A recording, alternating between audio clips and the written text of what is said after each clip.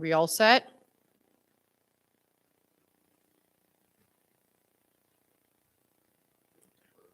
All right, we got Brother Kennedy walking up here. He's going to take over the class. On a nice snowy day. Snow. I don't know how many people were happy. It's cold.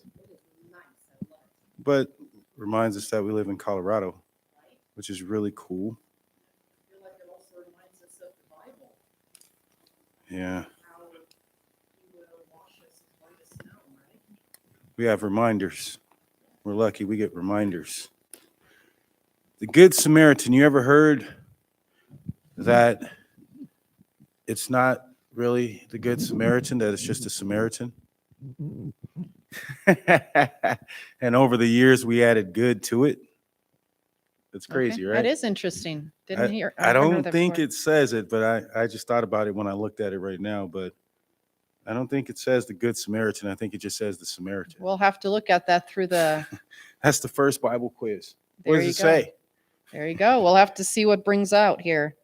And he answered, said, Thou shalt love the Lord thy God with all thy heart, with all thy soul, with all thy strength, and with all thy mind, and thy neighbor as thyself. Taken from Luke 10:27. That's a pretty challenging thing to do straight from the beginning, because you have to use all of your senses, your heart, your mind, your soul, everything. But Yeah. then to love your neighbor, as we know that neighbors are always warring because of the decisions that they make in their life or the choices, whether to follow God or not. So I think that's real challenging, but I think that's the challenge in being with the Samaritan, is that it is not possible for the heart in which Christ abides to be destitute of love. If we love God because he first loved us, we shall love all for whom Christ died. We cannot come in touch with divinity without coming in touch with humanity.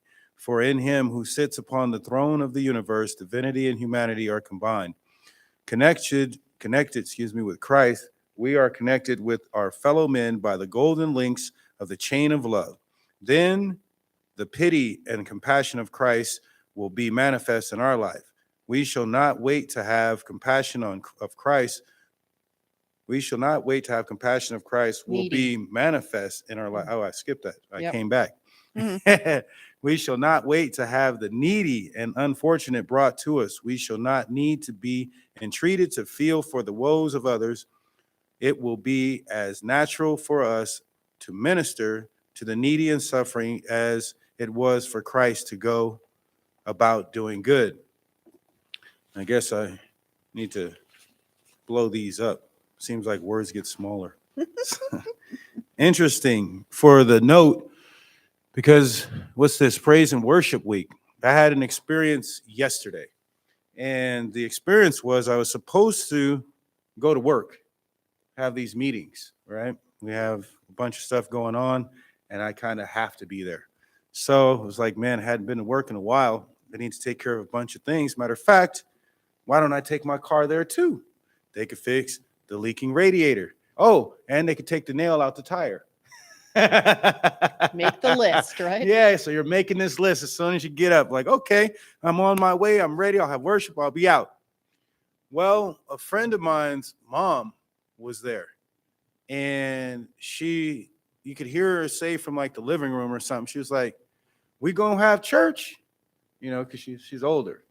We gonna have church, and they come in and they look at me and they're like, "Did you hear what Mama said?" She says, "We're gonna have church." So they're looking at you, and I'm like, "Oh, okay." So I guess that's my cue. That's my cue to step I up. guess we got to go, and I got to go do worship with her. But I'm like, I'm going to work, And it's funny how the Lord works, because he puts it on your heart to do good. And it says your heart, your mind, your soul. So you're paying attention to all these things. And it's like, okay, well, if someone, and then also the last part where it says minister to the needy and the suffering, as it was for Christ to go about doing good. And he puts it on the heart. He's like, she's asking for me. You're there, But, you have this schedule or preconceived things that you have to do. It's a must that you do them, but you don't have to do them right now.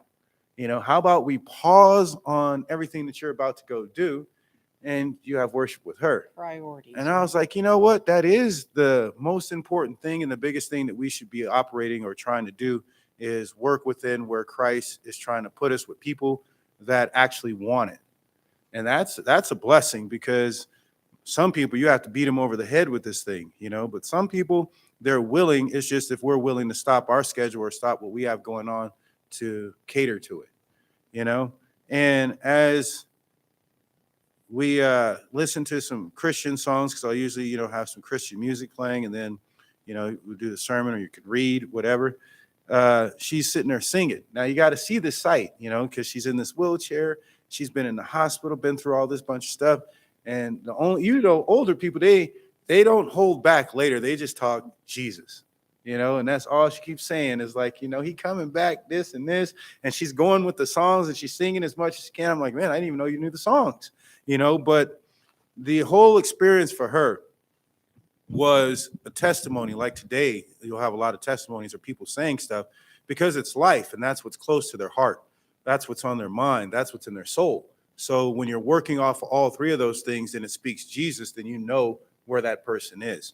So I thought that was a really cool experience, because she was able to speak about how God was working in her life at every interval. She was able to speak about her family and the devil and how he's a liar and how the things that he's trying to do. And I'm like, am I learning too as she learns and does stuff? It was cool, because I was like, man, you can teach just by trying to open the doors or the windows for people to learn, and you can learn by doing that. So today, what feelings of great love does the Creator generate in the human heart, and what is his nature? So I think I answered that with just that testimony and that experience. But I'll read what Psalm says. Whom have I in heaven but thee? And there is none upon the earth that I desire besides thee. My flesh and my heart faileth, but God is the strength of my heart and my portion forever. For lo, they that are far away from thee shall perish. So that's a good one, because it speaks to the things, like I said, it's funny how these lessons work, and they start to speak to the things that are going on in your life. And it says how your portion forever, how we are blessed because we have God. We have the knowledge of him. We have the history. We know who we are in Christ, and we know what he's going to do, for salvation. We have so many things, the Holy Spirit, and a lot of these things we don't put a value on. But when you don't have them, I mean, you probably feel lost. You are definitely lost. You're definitely in a lot more of a stressful situation, a lot more negative, and a lot more of those things. Why? Because I see people like that during the week, same family. Mm-hmm. And you're like, man, how is it that, the mom is like this, but maybe one of the other kids is totally not? It's because they don't have those things. And one of the things that she said was, the devil trying to get me, so he uses my kids. And I said, wow, like you're even able to notice and see those type of things. And it reminded me of Job, where Job said that he prayed for his kids every day because he didn't know whether they had cursed God in their hearts, So it's a trip or crazy how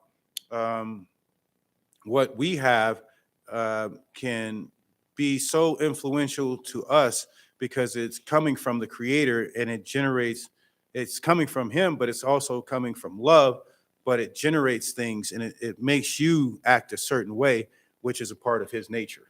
And so, yeah, a lot, right? I don't think that was in there, but. Well, what comes to mind is the full picture of what we don't see, but what the Lord already knows.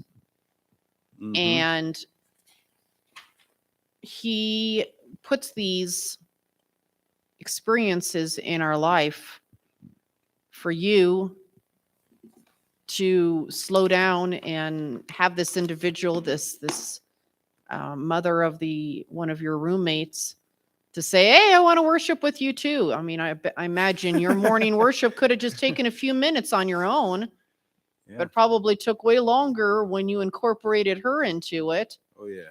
So these times that pop up in our life that are unexpected are not in the big picture something that we need to be should concern ourselves over, being the fact that the Lord sees the big picture and he knows what we need. And he probably, well, I shouldn't say probably, God knew that that was exactly what you needed that morning to probably put things into perspective of what you should be holding important, and that is not earthly things but things of heaven. Mhm. And this lady was a reminder to say, slow down. Mhm. We should be ministering to others. We need to Exactly. be, that's what my missionary reading was about, that we need to be going out into the nations. We need to be going out into the world and healing the sick, and with the body, mind, and spirit. We don't necessarily need to always say that a certain person needs their body healed, because maybe their body is fine and maybe their mind is weak. Mhm. Maybe their spiritual life is non-existent, Yeah. and that's what they need healed. But from the outside perspective, they look perfectly fine, and we could potentially just pass them by because they look fine. Somebody, where did I hear the other day? I think he was in a song I was listening to, one of the Christian radio stations, and it says, "Lord, I pray for you to give me, to heal my broken son who's crippled." And the Lord says, "No, I'm not going to heal your son's broken body, because his mind and his spirit are stronger, and his body will eventually be fixed in a blink of an eye." What we find as important, and the way that we think that these lessons should be learned, are not potentially the way that the Lord wants to teach it to us. Yeah. Yeah. He works it out in different ways. And I was going to do the note, but you kind of said the same thing. I think that's what's the good thing about these lessons, is it's something that we actually live. So it's not like we have to actually look down and say, hey, I'm going to read this, or I'm going to, go to this Bible verse. It's like a part of our life. And I think that's when it's really good. What common question did a lawyer ask Jesus? I mean, lawyers, doctors, everyone that was in some type of power had some question for Jesus. And it kind of makes you wonder who they were being influenced by, because they had more questions for Jesus than the people that Jesus was healing and doing things with. You rarely hear them say much, but here and there they will. So this guy took initiative, and after he replied, what counter question did the man ask? And behold, taken out of Luke 10:25-29, and behold, a certain lawyer stood up and tempted him. So it's already saying already that the temptation comes from the unlikely sources of people. It's like, no, you're going to interact with people. And the story of Christ, the story of sin, the story of everything is so intricate, but so plain to see when you see that we're the ones behind it. And the angels look surprised, like, wait a minute, you're working with them? They're bad, what are you doing? Saying, Master, what shall I do to inherit eternal life? How can I live forever? He said unto him, what is written in the law? How readest thou? You got to laugh. Why? Because you have to see the humor in Jesus. And I always picture him smiling. Sometimes they don't really show him like that, but smiling, because this guy's a lawyer. How much do lawyers have to read? They don't even like it. They read a lot of stuff. They got to go to those You have to books. read between the lines. Yes. They read more than doctors, Right. right? You got to buy those books and everything. Every time you see a lawyer, you see their office, you see nothing but books. And what's the books? The law. Yes. So if the books are the law, you're a lawyer. He asks you the simple question, what's written in the law? How far are your laws from God's laws? Isn't it the same structure? You don't steal, Based you off don't of. kill, you don't do these things that you don't want people to do to you. And if you are a lawyer, you've studied the law, what's it say? Mhm. Right? So he takes it back there. How do you read? People think you just this stuff just happens and all of a sudden, oh, the light hit me and I just know all this stuff, but I've never read the Bible. Yeah. So you have to read. All the answers are in front of you. You've done that to get to where you are in life. So let's go back to that. And he answered, said, thou shalt love the Lord thy God with all thy heart, with all thy soul, and with all thy strength, and with all thy mind, and thy neighbor as thyself. Pretty simple, right? When you think about it, that's what it should be. So that's eternal life. And he said unto him, thou hast answered right. This do, and thou shalt live. But he willing to do what? Justify himself. Why? He's a lawyer. Justice Mhm. for myself. How could I redeem myself? Said unto Jesus, and who is my neighbor? Give me a definition. Yeah, I got to go to the law. I'm reading. I'm smart. I'm running with this. Who's my neighbor? Okay. Among the Jews, the question, who is my neighbor, caused endless dispute. They had no doubt as to the heathen and to the Samaritans. These were strangers and enemies. But where should the distinction be made among the people of their own nation and among the different classes of society? Whom should the priest, the rabbi, the elder regard as neighbor? They spent their lives in a round of ceremonies to make themselves pure. Contact with the ignorant and careless multitude they taught would cause defilement that would require wearisome effort to remove, were they to regard the unclean as neighbors. So, what does it say about the mentality there? That when you learn something, when you're doing something and you establish yourself, you can have the tendency to put other people in a place that's not deserving of them. The least, if you've done it to the least of them, you've done it unto me. And he was always trying to explain to them that there was no hierarchy. Everyone was people, everyone was human. There was no race. It was the human race. But they had started with these different classes of people and trying to demean those that even Jesus would hang out with. And they'd say, well, why are you hanging out with them? Why are you hanging out with the prostitutes, with the sinners, with these thieves and everything? Why are you hanging with them? Because we don't hang with them. And he said, well, that's who I came to save. What are you going to do?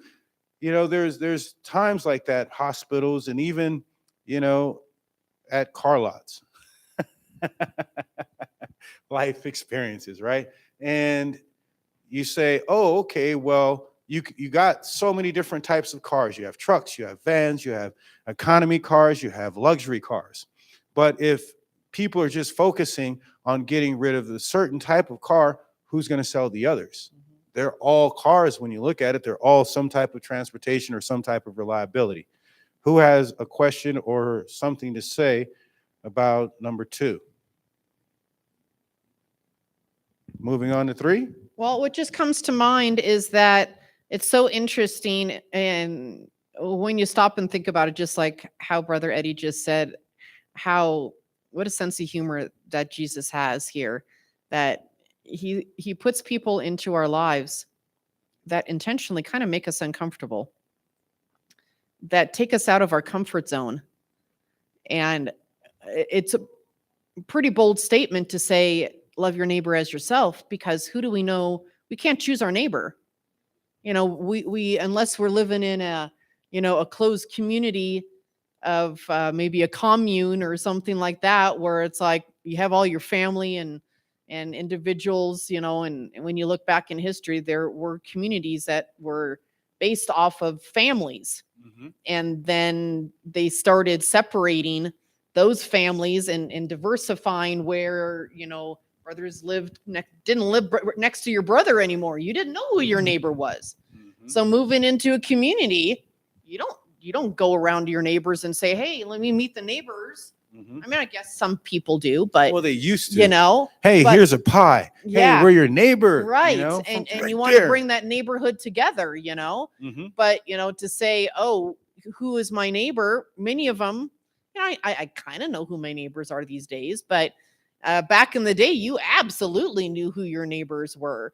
And to say love your neighbors as yourself, and you are having some land dispute, or you're saying, oh, your fence was 6 inches too close to my neighbor, my Gotta move it. property. You got to move that whole that back. fence, and causing these divisions within your neighborhood.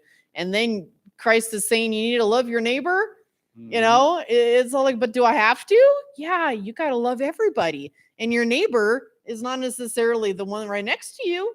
And that's, I think, what it's getting at here, where he's all like, can you define what you mean by neighbor? Mhm. Can Mhm. you give a solid definition? Yeah. Okay, so does that mean that anybody that I socialize and maybe like a little bit, or is it only within like a quarter mile around me? Is that There you go. considered my neighbor? There you go. Because these you wanna guys, have a they don't live limit. by us. Right. So how can we consider them like us? But when you break it down to no, they do live by you. Why? You live on earth. Right. So that So means ultimately, everybody's they're your your neighbor. neighbors. Yeah, because there's no other neighbors that are going to be here. They didn't want to hear that. As they say, I think they would probably treat aliens if they were, a lot better. But So I think that's why people are we not all they're- aliens they're anyways? always reaching to the stars, like, hey, let's talk about some stuff that we don't know, or even how it exists, like aliens and things like that, so that we don't have to speak about what we do know, the people that are right next to us and around us. Why? It doesn't incur feeling. The first part of this whole thing was heart, mind, body, soul, spirit, all of those things. And if you're going to use those things, what do they have? Feelings. So I think it breaks into feelings, and people really like to keep their feelings for what they think they should use it for, sparingly. So in question 3, it follows up and says, how did the former Pharisee Paul present the meaning of love for one's neighbor? As seen in the second table of the 10 Commandments, how is love seen in action? Why Paul? Because he was able to use it, right? He came from that same society and said, I'm the Pharisee of the Pharisees. Like, I follow the same rules and everything. But what happened to him on his way to Damascus? He met love. Now, for people to give love, how can you do it when you've never received it? So in Romans 13, 8 through 10, it says, owe no man anything but to love one another. For he that loveth one another hath fulfilled the law. So, in other words, Jesus is trying to tell him that you fulfill the law by showing love without saying it directly. But for this, thou shalt not commit adultery, thou shalt not kill, thou shalt not steal, thou shalt not bear false witness, thou shalt not covet. Now, if there be any other commandment, it is briefly comprehended in this saying, namely, thou shalt love thy neighbor as thyself. Love worketh no ill to his neighbor. Therefore, love is the fulfilling of the law. You cannot keep any of the commandments without having love. Yes. Now, how does Jesus speak? He speaks to the nature, but he speaks to the mind in a way that you actually have to use your mind. How readest thou? What does the law say? They say that's one of the best ways to teach, is not to answer the question, but allow you to answer it. So I think that's, Matthew 22, verse 33 or 37 and through 40. Jesus said unto him, thou shalt love the Lord thy God with all thy heart, with all thy soul, and with all thy mind. This is the first and great commandment, and the second is like unto it. Thou shalt love thy neighbor as thyself. On these 2 commandments hang all the law and the prophets. Ooh, ding, ding, ding. Interesting enough right there. How many Christians these days say that the commandments were nailed to the cross? But yet right here in Matthew, it states there that these are the two kind of greatest commandments, but they hang on all the law. Period. Yeah, it doesn't It's like say a play on words. bang, boom, end of statement. These are the last two commandments you'll ever need to know. I'll wrap it up for you. Here you go. Do these two things. So when you say, well, the law was nailed to the cross, what are you actually saying? My heart, my love, my spirit, my soul, everything died when Jesus died. I no longer have to love you. I no longer have to love myself. I no longer have to love him in a way that he's saying with all my heart, my mind, and everything else. So it goes back to 1 John 4:20. If a man say, I love God and hateth his brother, he is a liar. For he that loveth not his brother whom he hath seen, how can he love God whom he hath not seen? Well, yeah. Yeah. So is it possible, because I've heard it said that, Christ only died for some. And that was hard. I said, well, wow. That's a big statement. read so many times where it says he died for everybody. Yeah. But some people have it in their mind that no, there is predestination. Well, that's a tough one. Why? Same thing the Pharisees had with this. Who's my neighbor? Okay, predestination. Why? Because some believe in predestination, some don't.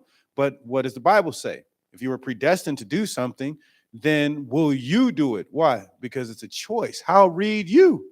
How are you applying these things? And what do you think we're saying to do? Did Jesus stop doing everything and then all of a sudden be nailed to the cross and it was over? Or did the disciples do the same thing that they were doing before he was nailed to the cross and after? So how read you?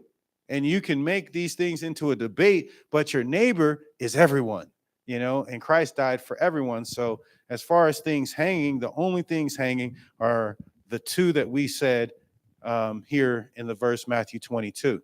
In question number 4, according to the 5th commandment, who are the very closest neighbors to everyone? However, how did the Jewish leaders interpret this commandment? How were injuries and difficulties arising between neighbors to be resolved?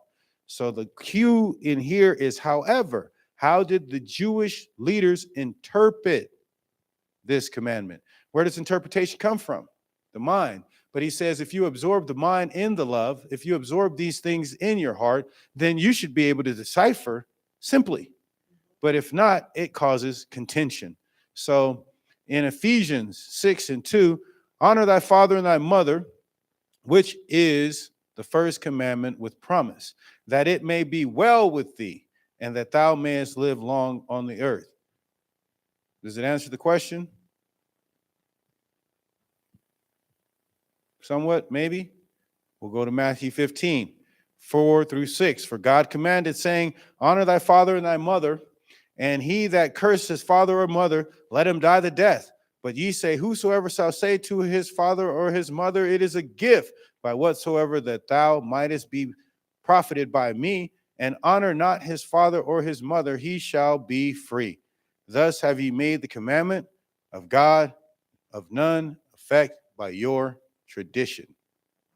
Things begin to come into play. You change the commandments and the law of God into a tradition, into something that's a feeling, into something that you've changed and you consistently do to have gain, where the law was made, and that's the commandments. You have to keep it. In Exodus 21, verse 34 or 35, and if one man's ox hurt another's, that he die, then they shall sell the live ox and divide the money of it, and the dead ox also they shall divide. This question Christ answered in the parable of the Good Samaritan. He showed that our neighbor does not mean merely one of our church or faith to which we belong. It has no reference to race, color, or class distinction. Our neighbor is every person who needs our help.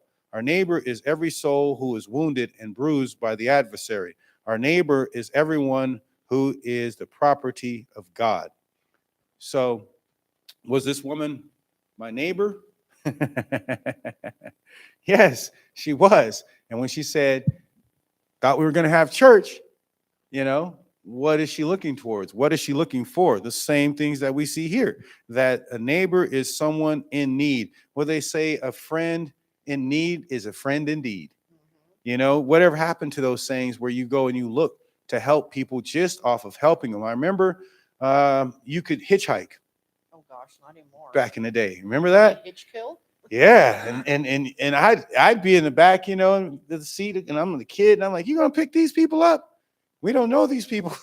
But it didn't matter. They were destitute. They were on a road in the middle of nowhere, maybe on a highway, no gas, pregnant, all kinds of things, you know. But I couldn't see that because I was thinking of the safety of myself. What if something happens, you know? But when you're doing it out of the goodwill, then you understand that fulfilling people's needs is one of the best things you could do, because it also fulfills you, because you become a part not only of that person's life, but of the whole plan of spreading and showing love. I said before, you can't show love if you have never felt love. And it says, "For God so loved the world that he gave his only begotten son." For God so loved the world that he did something, you know. And when we realize that, then we begin to do more, because that's what it's about, is the love. And question number 5, in the parable, the two types of individuals from the very highest profession failed to show love for their neighbor. But who took on the responsibility to meet the needs of the severely wounded man?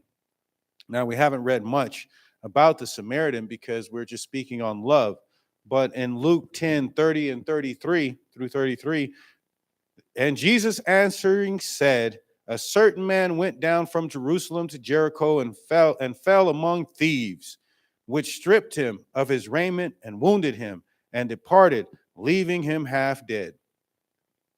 These are thieves, right? Who's on the side of Jesus on the cross? Thieves. What did he say about Satan? Oh, he a thief. He came to steal and destroy. You know, so when you see these tendencies or the story start to happen, it's telling you right there that people have made choices. And when something like this happens, was it the man's fault? He was traveling. He didn't know that they were going to do what they were going to do, or he probably would have went another way and left him half dead. You have to emphasize this is a serious situation, and these type of things probably happen often, because Jesus had a way of putting his finger on the pulse of the community and speaking to where they knew exactly what he was talking about. Who knows? Maybe some of those thieves were there. You know, they say sometimes that the thief on the cross. Remember, we were talking about that, and they said, yeah, you know, he didn't have to get baptized because Jesus already had done that for him. And I said, well, how do you know he wasn't baptized already? You see, it changes. Why? Because we always want to make it to where a story has to be to our understanding. But isn't that where tradition comes from, as opposed to following the law? Yeah, we try to add it. Why? Because the interpretation. Isn't this what they have a problem with? Interpreting who is their neighbor. So sometimes we apply things that kind of can mess up the thinking of the full picture of everything. Why? Because it has more impact if you think he was baptized and he was still stealing, you know, still doing things. Why? What do you think sin is? Everyone else that got baptized didn't sin after that? Okay. So, does anyone have anything to follow up with this as I continue to read? Nope. Okay. "And by chance there came down a certain priest that way. And when he saw him, he passed by on the other side." So, yeah, that's speaking, you know. I guess Jesus isn't shameful, man. He's going to say it. You think there were priests there? Obviously, there's priests, there's doctors, there's lawyers, and there's people, but the contention is there. So there's a priest. What does a priest do? He goes to the other side of the road. Why? I don't want to have anything to do with that. Right? Isn't that some type of interpretation, some type of spacing, some type of thing? No, it's another one. Some type of thing where you don't have to do anything, you know? It's kind of like when you pull up to a corner, we know homeless people are going to be there, right? We don't know their situation or anything. All we know is what? They're going to ask you for some money, right? So as this lifestyle continued where these homeless people would sit on the corners of lights and stop signs because they know traffic is coming that way, then they ask you, what's the first thing you see some people do? Because we do have 2 turning lanes now. You see them get to the outside lane, Why? Because you're not going to come into traffic, right? And then you see other people who are in that lane. Well, they don't roll up the window like this anymore. You push the button or you push the button. Hey, roll the window up, And isn't that kind of like going to the other side of the street? Yeah, it is, right? Because there you go. There's some type of barrier. There's some type of distancing, and that comes from the interpretation. And when he saw me pass by on the other side, and likewise, a Levite, well, what does a Levite represent? When he was at the place, came and looked on him and passed by the other side. What's the difference between a priest and a Levite? Right? Aren't they both supposed to be godly men? Aren't they both supposed to be following the law? Weren't they the ones called to help the people? But both of them, I guess, by default, are like, we're going to go over here. Sister Mara. And I don't know if you mentioned this already. They were the ones that came and stood by Moses after they were worshiping with the calf. And he called to who would come on the Lord's side. The Levites were the ones that came to his side after they, were found to be worshiping that calf that Aaron had made. They were the ones. What was the journey of the Levites after that? The Levites wow. They're brothers, Simeon and Levi. But when they were together, they were terrible, right? They'll bury your whole city, but divided and separate. When he says, okay, who's on the Lord's side? And the Levites stood, what did the Levites have to then begin to do? To be the strong arm of God, right? The priests of God. They were the priests of God. He says, you got to take them out, right? And as history goes on, where are the Levites? They're in the temple. They're in the tabernacle. They're the ones doing all the work and all these different things. They're close to God, right? And Aaron was the priest. Yeah. So all of them have these duties that they're supposed to be doing for God. They all have the knowledge. They all have the history. They all have the ability to help. And they didn't. But a certain Samaritan, as he journeyed, came where he was, and he saw him, and he had compassion on him. Now, doesn't it make the story more colorful when these people are in the crowd that Jesus is talking to? Woo-wee. The thieves are there. Maybe the person that paid the thieves to steal what they did, or maybe this person, maybe it was a plan. You never know. And they were paid to do it, but at the same time, you have all these characters coming together. And a Samaritan represented what? The lesser, right? There was a line drawn at some point. When was it? When the 10 tribes separated from the 2. And they came over here and they began to do what? Israel. But who were they really associating with? Samaria and their ways and their thinking. Here, O Israel, is your God. What happened right there? Jeroboam had gone back to the desert and made them what? Golden calf. Right? Don't go down to Jerusalem and worship. Let's make it convenient for you. So you see how that ties in? Why? Because it goes back to the calf again. Right? They had their own way. The Samaritan woman speaking to Jesus, what did she say? Oh, man, you speaking to me? I thought we were less than you guys. Right? For the Samaritans, what did he say? Nah, you don't even know who you worship. We know who we worship. Y'all don't know who y'all worshiping. So there was a line drawn and distinction in people. Isn't that done today? When you say, oh, what race are you of? The human race. That's what race I'm on. That's it. There's one, So the separation had already begun. But these people were looked down on. Why is this guy stopping? Why does he do what he does to help this person? And he's just a regular person or someone that you would look down on. He understood something. At least, right? The Samaritan woman, she understood something. You must be a prophet. Why? You're telling me, come meet a man who's told me my life. And then later they said, nah, we believe him because of what he's saying, not because of what you told us. In journeying from Jerusalem to Jericho, the traveler had to pass through a portion of the wilderness of Judea. The road led down a wild rocky ravine, which was infested with robbers and was often the scene of violence. It was here that the traveler was attacked, stripped of all that was valuable, and left half dead by the wayside. As he lay thus, a priest came that way. He saw the man lying wounded and bruised, weltering in his own blood, but he left him without rendering any assistance. He passed by on the other side. Then a Levite appeared, curious to know what had happened. He stopped and looked at the sufferer. He was convinced of what had, I almost lost myself. He was convinced of what had happened. He stopped and looked at the sufferer. I did it again. Natalie, come on, you got to keep me on point. Convicted of what he ought to do, but it was not an agreeable duty. He wished that he had not come that way so that he would not have to have seen the wounded man. He persuaded himself that the case was no concern of his, and he too passed by on the other side. Sound about right? So, not my concern. I have only so much love to give, and I'm sharing that for the people. Yeah, it has nothing to do with you, because I'm only going to give this much. You might make me run out today. This is all the love I got. Yep. What did the Samaritan do for his neighbor? What did Jesus ask the doctor of the law after he finished telling the parable?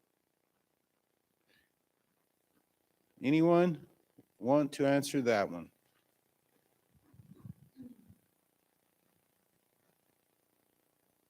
In Luke 10:34 and 37, and went to him and bound up his wounds, pouring in oil and wine, and set him on his own beast, and brought him to an inn, and took care of him. And on the morrow, when he departed, he took out 2 pence and gave them to the host, and said unto them, take care of him, and whatsoever thou spendest more, when I come again, I will repay thee. Which now of these 3 thinkest was the neighbor? Thou was a neighbor unto him that fell among the thieves. And he said, he that showed mercy on him.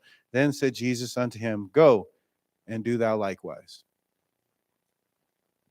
Yeah, so in regards to the question, it's like he did what Jesus would have done, without question, without thinking about, what he could get out of the situation or how long it would take. He did what needed to be done without thinking. And he rendered, I would think what he would have wanted to do, would have done to himself. And when I thought about that as well, and we were talking about the Samaritans and who they were, and the least likely, it's like it goes back to not being able to generalize people and say, oh, well, they're like this, or, they would do this. It's like, yeah, but not everybody has the same mindset. Not everybody shares the same thoughts or were raised the same way. And even if he showed at that moment that he didn't agree. He stood on the side of right. It didn't matter who the person was and, his background. He just saw a person that needed help and he came to his aid. He just knew that was the right thing to do. So how is it that the priest and the Levite had not experienced love in a way that they would do the same thing? But here this Samaritan, this criticized person and unclean, is able to associate not what race or what type of person this is, just share and spread the love. Who's to say that they didn't experience it? They probably did, but they had a different mindset. There could have been an indifferent attitude towards it, as if to say, like we said, reading earlier, what he said, he lamented that he became that way and that he wished he hadn't have seen him. It's as if the Holy Spirit could have very well been tugging on his heart, but it's in his mind, it was in a different way. His mindset was like, no, I don't want to have anything to do with this. And he resisted the Holy Spirit, he resisted that yearning to do the right thing, and he knew the right thing. But it just goes to show you, even with when we make the practical application of that today, that's the same mindset. It's like I was sharing, and I'll make this real brief, real quick. I was sharing with mom last night when I was going over the lesson with her about a fight that I had saw years ago when I was going to East High School before I graduated, and a young man was being beat to a pulp, and another guy was, fighting it the same way. And it was right there on Josephine and Colfax. And I asked the 7-Eleven clerk, I said, we should call the cops. And she said to me, that's not our concern. That doesn't that's not something we should be involved in. And I saw this person nearly being hit to where he almost fell on the street, and it could have been a life right there. So who is the greatest example of a Samaritan, and what are all true Christians called to be? Matthew 9:35. You want to read it? And Jesus went about all the cities and villages, teaching in their synagogues and preaching the gospel of the kingdom and healing every sickness and every disease among the people. But when he saw the multitudes, he was moved with compassion on them because they fainted and were scattered abroad as sheep having no shepherd. So that's just simply saying Christ was. And we're called to be, as the Good Samaritan is, Christ, the true example, having compassion on individuals when you see them suffering. Don't wait for which you can render aid. Render aid right away. Mm-hmm. So does that sound like something that you guys apply to your life? Right? There's people you help, right? I know some people you guys help. You guys help, right? Bringing things. You don't know where it's going to go, but you bring it. You take it, right? So the Christian life, what are Christians called to be? You ever have someone who's not a Christian tell you who you need to be? They know what your standards should be. Wait a minute. Wait, what? They do? They've never picked up a Bible. They've never read. They've never gone to church. They've never, been earnestly praying for anyone else but themselves, maybe, right? But they have a book on what you need to do and how you need to be. Well, as I told the story earlier, in the midst of me having worship with her mother, she decided to be disruptive and do and say everything else. Maybe I can take your car and go over here. Maybe you could take me. Well, no, I'm actually just helping your mom, and then I'm going to go to work. Oh, well, that's just like people say they're a Christian, this and that, don't want to help nobody do nothing. And they just start going in on you. Like, wait a minute. What is the most important thing to do? The first thing I thought was the story of Jesus when he was with Mary and Martha. Right? Jesus, tell this girl to get up and help. Do something. I'm doing everything. Right? Everything you think is important, everything to your interpretation of what you think you need to be doing that has nothing to do with the person's soul. He says, Mary's chosen the better thing to do. Just sit here and worship. What do you think her daughter should have done? Sat down and worshiped. You know why? All of that stuff going on, next thing you know, she goes outside and her van's been towed. Pay attention to the things that are important, like putting a handicap sticker up in there and not parking. Right? Now, is that God's fault or everyone else's fault? Well, that's what sometimes people think, because they're not reading, they're not applying themselves, they're not searching for what they can give out. And so many will allow a brother or a neighbor to struggle unaided under adverse circumstances. Because they profess to be Christians, he may be led to think that in their cold selfishness, they are representing Christ, because the Lord's professed servants are not in cooperation with him.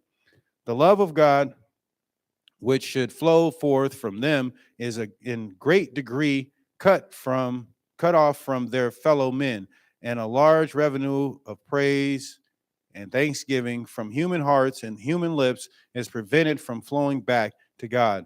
He is robbed of the glory due to his holy name. He is robbed of the souls for whom Christ died, souls whom he longs to bring into his kingdom, to dwell in his presence through endless ages. So the goal, as long as we stay focused on the goal, then we understand what we are to do as his people, and it begins with spreading and sharing love.